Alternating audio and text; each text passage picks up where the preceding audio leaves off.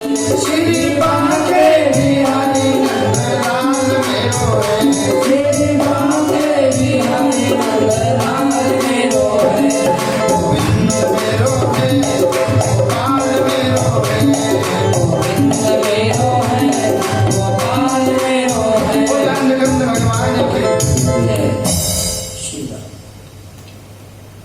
तो वो महात्मा उस गांव में रहता, धूना महात्मा लोग धूना लगाते ना, चारों तरफ से अग्नि जला करके बीच में भगवान का बैठ करके भजन करते हैं। तो जब महात्मा गांव में निकलता था तो कोई टली मारता था, कोई कुछ कहता था, कोई कुछ कहता था, मतलब एक से अपमान किया करते हैं। उससे किसी लेना देना कोई नहीं है।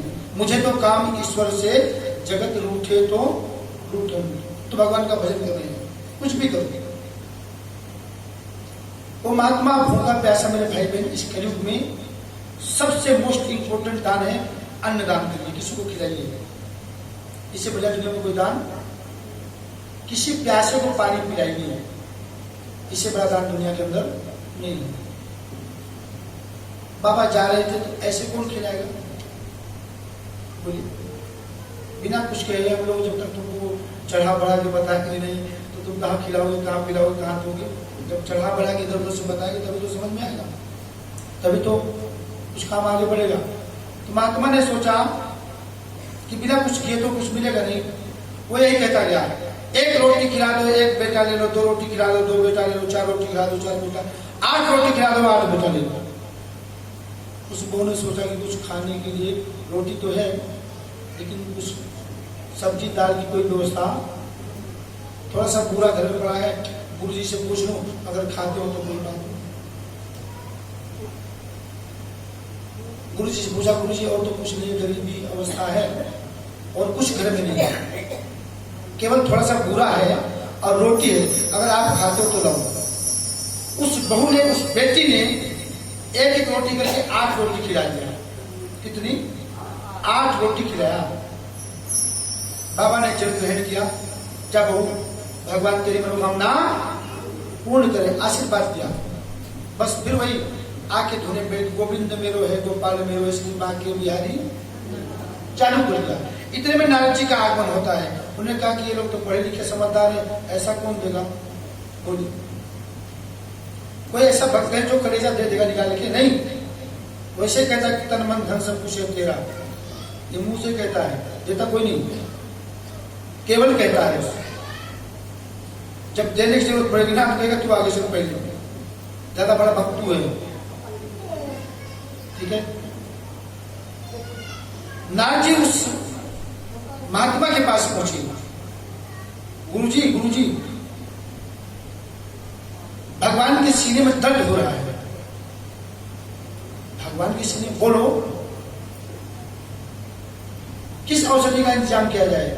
औषधि नहीं, किसी भक्त का कलेजा चाहिए। जब वो कलेजा मालिश होगा सीने में, तब जाकर उसका दर्द दूर होगा। बस इतना ही सुना था, ज्यादा पूछा ही नहीं, कौन है, कहाँ रहते हैं, कैसे है, क्या है, कुछ नहीं।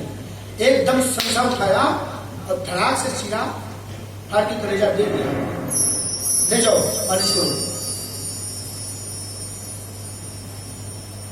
एक पखवाड़ा बीत गया था नाथ जी को पहुंचने में। कितना? 15 दिन का समय बीत गया था। जो आदमी 10 मिनट में मरने वाला हो, 1 महीने के बाद तुम दवाई लेके आओगे तो मिलेगा तुमको, बोलो नहीं। 10 मिनट में प्राण निकलने वाले हैं, तुम पहुंचोगे 1 महीने के बाद। जब नारद जी पहुंचे कलेजा लेकर के, तो गोविंद तो वहां पर हंस रहे थे, कमाल कर दिया बेटा, तुम तो मेरे बहुत बड़े भक्त हो। 1 महीने के बाद इतने तो आदमी की तेरी बरसी सब निमट जाती है, बरसी के बाद तुम लौट रहे हो। तुम हो मेरे भक्त, असली भक्त तुम हो, कि मुझे तड़पते हुए छटपटाते हुए तुमने देखा। अरे देना चाहते तो तुम अपना ही दे देते ना, तुम तो किसी ना किसी का कलेजा ढूंढने चले गए। 1 महीने के बाद लौटे तो तुम्हारे से बढ़िया भक्त मेरा कौन होगा। जाओ। उस बहू की एक बेटा नहीं हुआ, 8 बेटे हुए हैं। कितने? 8 नहीं है, 8 के 16, 16 के 32, 32 के 64 होते चले गए। वहां कुंभ का मेला लग गया है। एक बेटा नहीं हुआ, वहां तो कुंभ का मेला लग गया है, जाकर देख क्या हो।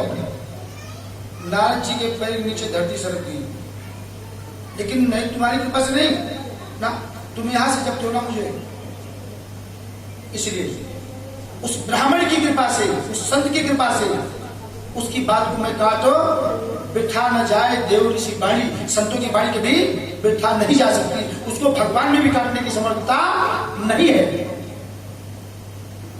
उस ब्राह्मण की बाणी को नहीं काट सका। जाओ देखो वहां तो कुंभ का मेला लगा हुआ है। नारद जी ने सोचा कि अब 5-7 साल की बात भूल भाल गया हूं, चलो एक बार देख आते हैं। नारद जी जब गए, मेरे भाई बहन को भूल होने लगी, देखा कि गुरु जी आ रहे हैं। जैसे नारद जी को देखा तो उसके प्रेम के आंसू छलकने लगे। आपको पीछे बताया था, खुशी के आंसू जब होते हैं ना तो ठंडे होते हैं, और गम के आंसू होते तो गर्म होते हैं। खुशी के आंसू छलक पड़े। नारद जी ने हाथ जोड़ा, ना बेटी ना, गुरु जी आपकी कृपा ही बड़ी भूत हुई कि मेरी कोई कृपा नहीं है ना। मैं तो अगर ऐसा समाचार ना सुना होता तो इस मोहल्ले का रास्ता ही छोड़ देता। मुझे पक्का पता लगे 7 दिनों तक बेटे का छोड़ दो, बेटी का वियोग नहीं है। उस ब्राह्मण की कृपा है जिस ब्राह्मण को तुमने पूरा और रोटी खिलाया था, उस ब्राह्मण के आशीर्वाद को भगवान काट नहीं सके। उसकी बात को मानकर भगवान ने तुमको इतना लंबा चौड़ा परिवार। तो मेरे भाई बहन, अगर आप धर्म का कार्य करेंगे तो परिवार भी बढ़ेगा, व्यापार भी बढ़ेगा, सुख शांति बढ़ेगी। जरा सा भी अधर्म के रास्ते पर चलोगे, भैया थोड़ा सा करो, बहुत जरा सा बहुत जरा जंगना ले, बहुत जरा करत अनेकता ही डर नाही, ये चाहिए थोड़े दिन माही। अगर आप थोड़ा सा भी गड़बड़ करोगे तो अनिष्ट होना आरंभ हो जाएगा।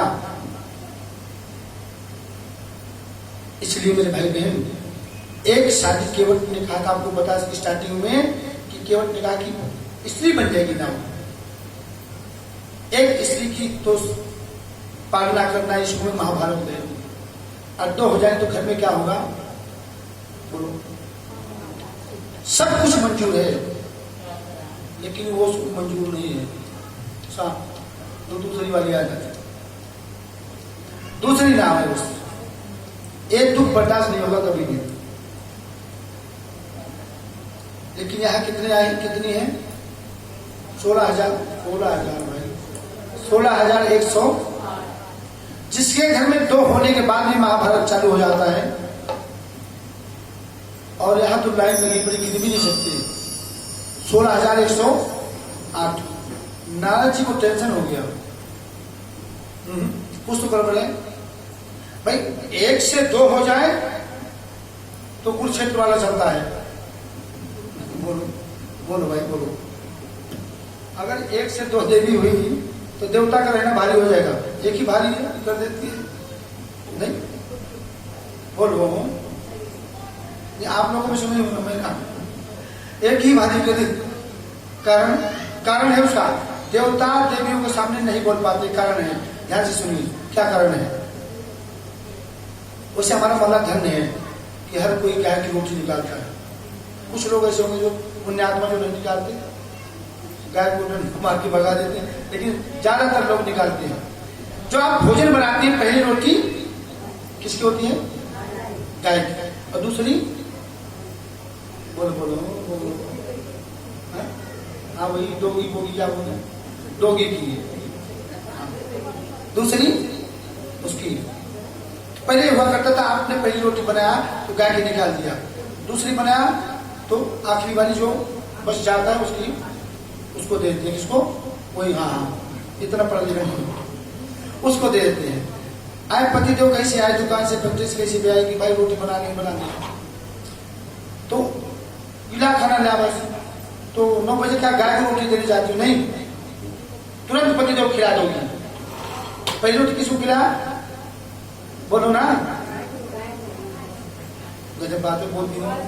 पतिदेव को खिलाया, पहली रोटी पतिदेव खिला दिया। तो पतिदेव ने कहा भाई मैंने खा लिया, तुमने खाया नहीं खाया, मुझे विश्वास नहीं पड़ा, ये रोटी तू भी खा ले। आखिरी वाली कौन खाता है? अरे राम, पहली वाली तो पतिदेव ने खा लिया, गौ माता बन गए बेचारे, सीधे हो गए। और आखिरी वाली किसने खाया? आप ही बोलो। आखिरी वाली जो खाएगा वो बोलता ही रहेगा, और जो गऊ वाली खाएगा वो सीधा हो जाएगा बिल्कुल। एक ही देवी काफी है जो आखिरी वाली रोटी खाती है, वो तो बेचारे खा के देवता हो गए मुंह में ताला, और देवी जो खाए भगवान की। हम कुछ नहीं, आप लोग नाराज मत होना, जब ऐसी परसेंट है तो बताना तो पड़ेगा। आखिरी रोटी जो खाती है वो बोले और मुझे सुनते हैं, क्या करें मजबूरी है। एक ही काफी आज की उम्मीद, दो तो भगवान ही मालिक है बस, ठीक है। और यहाँ तो एक नहीं, दो नहीं, 5 नहीं, 100 नहीं, 1000 नहीं भाई, 16,100 उनके घर की क्या हाल है, बोलो बोलो।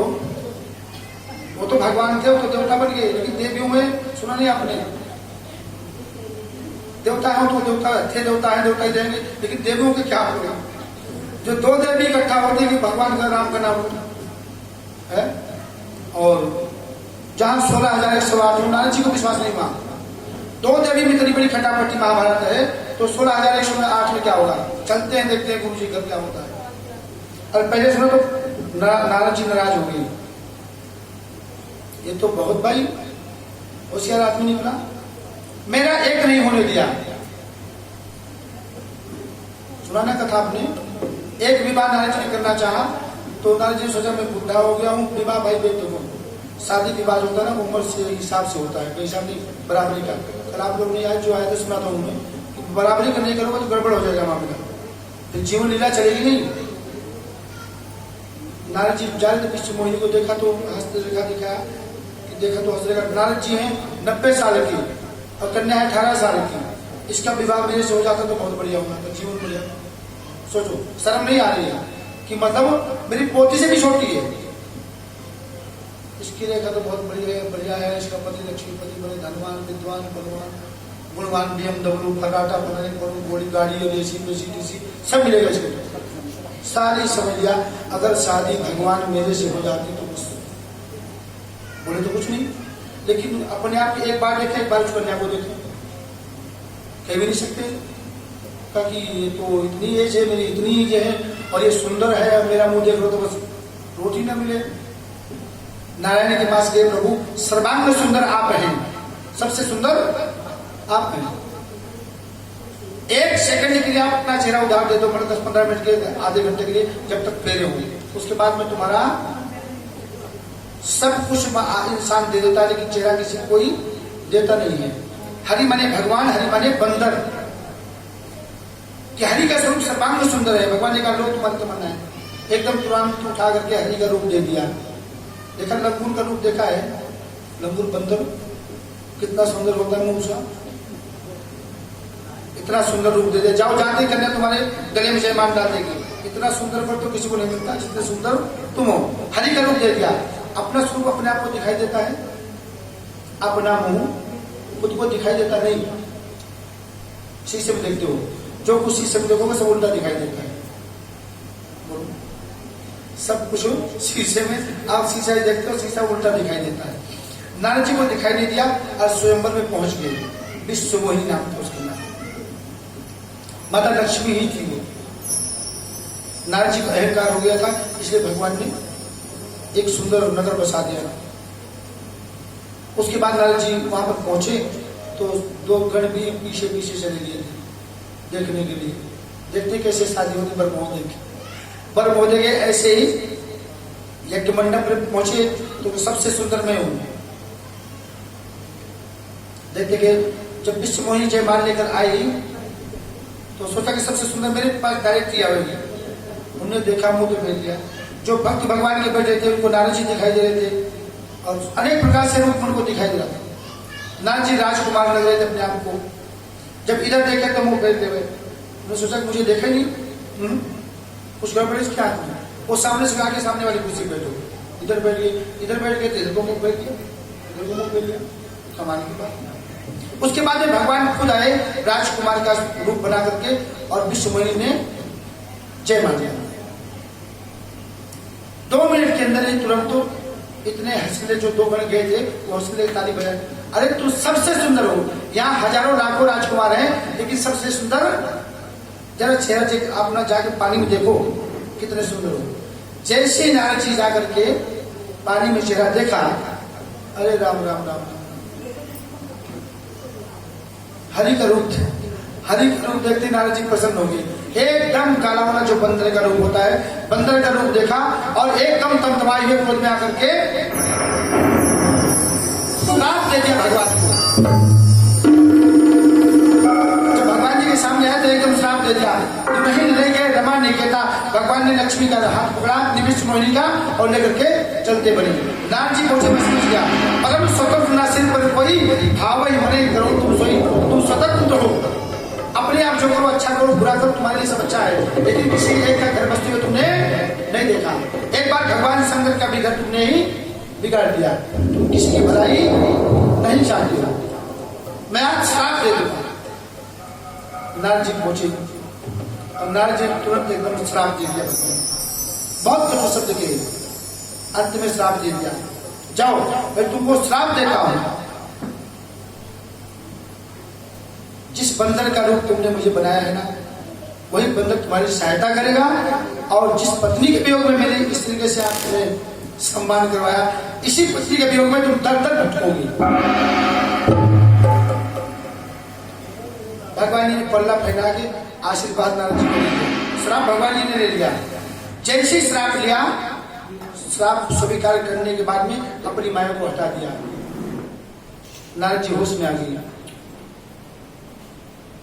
अरे प्रभु, मैंने कितना बड़ा अपराध कर दिया, कितनी बड़ी गलती कर, सारा मेरा श्राप जब सब नष्ट हो जाए, सब निष्फल हो जाए। भगवान ने कहा अब तो तुम्हें श्राप दे दिया, अब कुछ नहीं हो सकता। नारद जी ने पूछा कि प्रभु एक बात बताओ, जो मेरे हृदय के अंदर जलन हो रही है, पीड़ा हो रही है, दर्द हो रहा है, वो पीड़ा दूर कैसे होगी? उन्होंने दे दिया। उन्होंने बताया जब भी पीड़ा हो शरीर के अंदर, एक मंत्र बहुत बढ़िया है, जपहु जाई शंकर सतनामा, जपहु जाई शंकर सतनामा, जपहु जाई शंकर सतनामा, जपहु जाई शंकर सतनामा, वही है हृदय तुरत विश्रामा, वही है हृदय तुरत विश्रामा, वही है हृदय तुरत विश्रामा, वही है हृदय तुरत विश्रामा, जपहु जाई शंकर सतनामा, वही है हृदय तुरत विश्रामा। तुम्हारे हृदय को तुरंत विश्राम मिल जाएगा। जाकर ओम नमः शिवाय का जाप करो। इस प्रकार से कहते हैं कि ओम नमः शिवाय का जाप करने से सारी पीड़ाएं, सारे दुख दरिद्र बाधा दूर हो जाती है। ओम नमः शिवाय नारद जी के, नारद जी को पता लगा कि मेरा एक विवाह नहीं होने दिया। अगर मेरा एक विवाह हो जाने देते, इनके बाप में क्या लग रहा था? हमको भी दूल्हे दुल्हाए कपड़े मिलते, बढ़िया खाने को मिलता, पूरी सेवा होती। बहुत होशियार आदमी है। आज मैं चलकर देखता हूँ इनके घर में कैसे दिनचर्या चले। अरे कम से कम निमंत्रण पत्र तो दे देते। एक शादी का 16,000 श्रम नहीं है, चला मैं देखता हूँ। नारद जी पहुंचे भगवान की दिनचर्या देखने के लिए। जब नारद जी पहुंचे तो जो पहले घर में पहुंचे तो वहां पर स्नान कर रहे थे, इसलिए उनकी लड़ाई नहीं हुई। सारी देवियों का खाने नहाने रहने सोने का प्रबंध अलग अलग था। एक देवी दूसरी देवी से मिल नहीं सकती थी, इसलिए वहां लड़ाई नहीं कर रही है। एक होती तो लड़ाई हो जाती, लेकिन एक नहीं थी तो लड़ाई कैसे होती? सबका प्रबंध अलग अलग कर रखा था। नारद जी पहले मकान में गए तो भगवान जी स्नान कर रहे थे, दूसरे में गए तो बच्चों को ट्यूशन लेकर जा रहे थे, तीसरे में गए तो दूध पी रहे थे, चौथे में गए तो भोजन कर रहे थे, पांचवें में गए तो सैन कर रहे।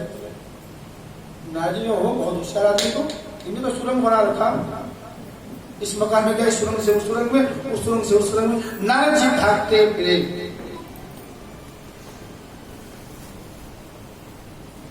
नारद जी भागते फिरे। बोले आनंद भगवान की। मेरे भाई बहन, नारद जी जब भागते फिरे तो भगवान जी ने सोचा कि थक गया है मेरा बेटा, लंबी लंबी सांसें लेने लगी, बीपी हाई हो गया। जौन से मकान में जाए उसी में मिल जाए, जौन से मकान।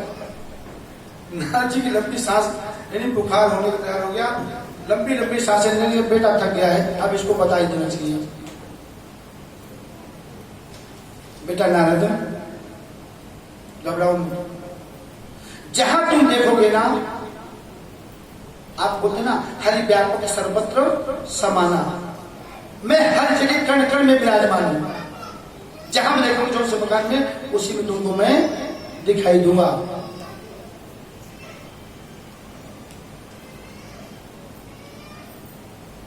तीसरे चौथे मकान में गए, जिस मकान में गए हर मकान में मिलते चले गए। भगवान ने कहा क्या जानना चाहते हो? कि मैं जौन से मकान में जाता हूं उसी मकान में आप दिखाई देते हो, इसमें सुरंग है। उन्होंने कहा सुरंग नहीं है, तुम्हारी आंख पे पट्टी पड़ी हुई है, तुमको दिखाई नहीं दे रहा है। जहां तुम देखोगे ना, जिधर देखता हूं उधर तू ही तो है, जिधर देखता हूँ उधर तो ही तो है, जिधर देखता हूँ उधर तो ही तो है, जिधर देखता हूँ उधर तो ही तो है, नहीं गुप्त रो है नहीं आरज़ू है, नहीं गुप्त हो है नहीं आरज़ू है, जिधर देखता हूँ उधर तो ही तो है, जिधर देखता हूँ उधर तो ही तो है। भगवान ने प्रभु जहां देखता हूं वहां आप ही दिखाई देते हो। भगवान ने कहा नारद जी, मैं हर जगह कण कण में विराजमान हूं, देखना तो चाहो।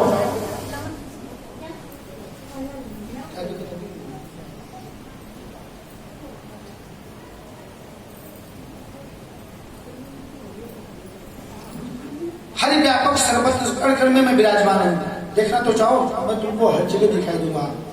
फिर नारद जी क्या देखते हैं? मेरे भाई बहन, नारद जी ने एक क्षण और देखा।